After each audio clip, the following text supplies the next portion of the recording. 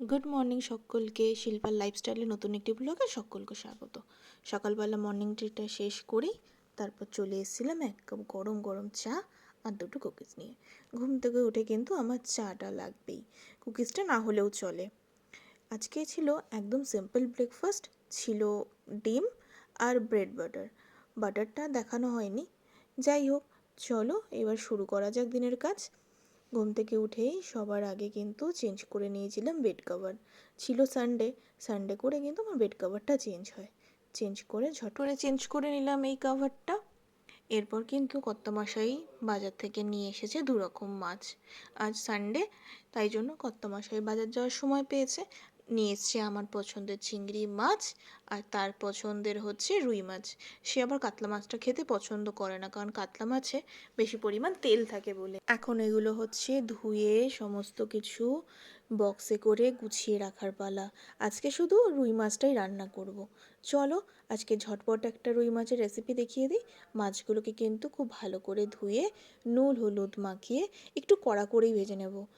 আমি কড়া খেতে ভালো না বাসলেও সে একটু কড়া করে মাছ ভাজা খেতেই ভালোবাসে, সে ঝোলে হোক বা নর্মাল। তাই মাছ আমি একটুখানি কড়া করেই এখানে ভাজি। একটা না ছোট তোমাদের সাথে টিপস শেয়ার করি। মাছ অনেক সময় ভাজতে গেলে দেখবে ভেঙে যায়, সেই কারণে আমাদেরকে কি করতে হবে, তেল কিন্তু ভীষণ ভালো করে গরম করতে হবে আর সাথে দিয়ে দিতে হবে তেলের মধ্যে অল্প কিছুটা নুন। অল্প কিছুটা নুন দিয়ে তেলটা যদি খুব ভালো করে গরম করা হয় তাহলে কিন্তু দেখবে মাছ ভাজার সময় উল্টানোর সময় একদম মাছ ভাঙবে না, একদম মাছ কিন্তু গোটা গোটা থাকবে। দেখো কি সুন্দর করে ভেজে তুলে নিয়েছি, আমার কিন্তু মাছ এখানে এক পিসও ভাঙেনি। এইভাবে ভেজে দেখো মাছ কিন্তু ভাঙবে না। আমি এখানে মাছের কালিয়া টালিয়া কিছু রান্না করব না, খুব সিম্পলভাবে একটু ঝোল মতোই করে নেব। আর এই রান্নাটা হবে না সম্পূর্ণ সর্ষের তেলে। এখানে একটু অল্প পরিমাণ সর্ষের তেল দিয়ে দিলাম, যেহেতু সর্ষের তেল গরম হলেই কিন্তু সর্ষের তেল পরিমাণে বেড়ে যায়। বড় চামচের কিন্তু 2 চামচ আমি তেল নিয়ে নিয়েছি। এখানে তোমাদের দেখিয়ে দিচ্ছিলাম মশলাটা: হলুদ, কাশ্মীরি লঙ্কা গুঁড়ো, এখানে ধনে গুঁড়োটা একটু বেশি পরিমাণ লাগে, আর সামান্য 1 চামচ মতো জিরে গুঁড়ো। তেলটা বেশ ভালো করে গরম করতে দিয়েছি। তেলটা ভালো করে গরম হয়ে গেলে দিয়ে দিব একটা তেজপাতা। আবারও বলছি, তেজপাতা কিন্তু খুব ভালো মতো করে ধুয়ে নিও, তেজপাতায় কিন্তু অনেক পেটের রোগ সমস্যা হয়। দিয়ে দিলাম হচ্ছে কিছুটা পরিমাণ সাদা জিরে, হালকা করে একটু ভেজে নেব রঙটা চেঞ্জ হওয়া পর্যন্ত। এবার দেখো এই লম্বা লম্বাভাবে আমি আলু কেটে রেখেছি। এই কাটটাকে না আমি ভুলে গেছি, ঠিক লম্বা লম্বা করে আলু পেঁয়াজ কাটাটাকে আমার ঠিক নামটা মনে পড়ছে না। তোমাদের যদি কারোর নামটা মনে পড়ে আমাকে অবশ্যই কমেন্ট করে জানিয়ে তো এই শেপে কাটাটাকে ঠিক কী কাটা বলে। দিয়ে দিলাম পটল, কারণ পটলটাও গলতে কিন্তু একটু সময় লাগবে, সেই সময় ভেবেছিলাম, কিন্তু পটলটা ভীষণ কচি ছিল, খানিকক্ষণের মধ্যেই গলে গেছে। পরে ভাবলাম পটলটা হয়তো পরে দিলে খুব ভালো হতো, তাহলে একটুখানি পরিমাণ হলেও পাওয়া যেত। একদম গলে গেছিলো, কিছুই পাওয়া যাচ্ছিল না পটলের। যাই হোক হালকা হালকা করে ভেজে নিলাম, ভেজে নিয়ে এবার দিয়ে দেবো হচ্ছে পেঁয়াজটা। পেঁয়াজটা একটু পরেই দিয়েছি, নাহলে পেঁয়াজও আর দেখা যেত না। আমার লাইফস্টাইল বা আমার ডেলি রুটিন তোমাদের কেমন লাগে অবশ্যই কিন্তু আমাকে কমেন্ট করে জানিও। এবার দিয়ে দেবো 1 চামচ মতো আদা বাটা। আদা বাটা ছাড়া এখানে কিন্তু রসুন বাটা চলবে না, রসুন বাটা দিলে ভালো লাগবে না খেতে। আর আমি সব রান্নায় না রসুন খুব একটা ইউজ করি না। এবার দিয়ে দিলাম আদা বাটা। আদা বাটাতে দেওয়াটাই কিন্তু খুব সুন্দর একটা গন্ধ ছাড়ছিল।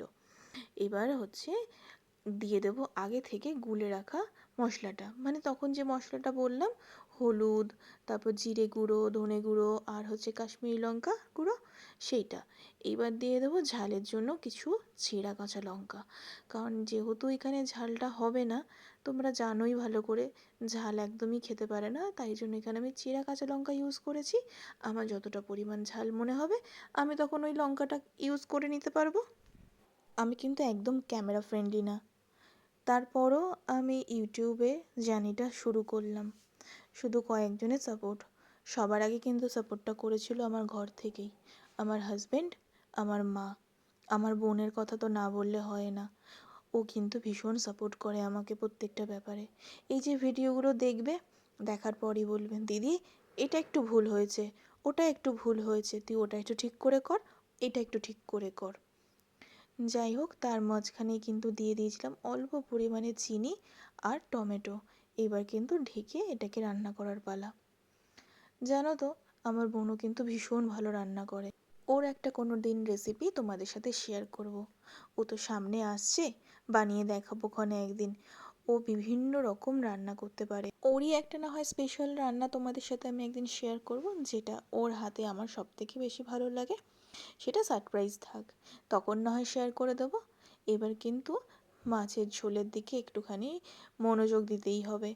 ভাজা মাছগুলো আস্তে আস্তে করে দিয়ে দিলাম যাতে না ভেঙে যায়। এই মাছের ঝোলে নিচের দিকটা কিন্তু সমস্ত আলুগুলো আর বা সবজি যেটা দিয়েছিলাম সেটা ছিল। তোমাদের সাথে মানে তোমাদেরকে পাশে নিয়ে আমার পথ চলাটা শুরু হয়েছে। দেখা যাক কত দূর যেতে পারি। যদি তোমাদের ভালোবাসা আর আশীর্বাদ থাকে, আশা করি অনেক দূর যেতে পারবো। আমার ভিডিও যদি ভালো লেগে থাকে তবে অবশ্যই কিন্তু চ্যানেলটাকে সাবস্ক্রাইব করে দিও। আর লাইক কমেন্ট শেয়ার করতে কিন্তু ভুলো না। তোমাদের একটা লাইক একটা কমেন্ট আমার কাছে কিন্তু অনেক মূল্য রাখে। তাহলে আমার রোববারটা কিন্তু এইভাবেই কাটলো। কিন্তু রোববারে আমার খেতে খেতে অনেক বেলা হয়ে গেছিলো কিছু কারণবশত। আজই সেদিন ব্যাগটা দেখাচ্ছিলাম, হাফ বানিয়েছিলাম, আর এই হচ্ছে তার আরও কিছুটা হাফ। ফুল যদি লুকটা দেখতে চাও তাহলে কিন্তু আমাকে অবশ্যই কমেন্ট করে জানিও তোমাদের কেমন লাগলো। চলো টাটা, গুড নাইট, প্রত্যেকে ভালো থেকো।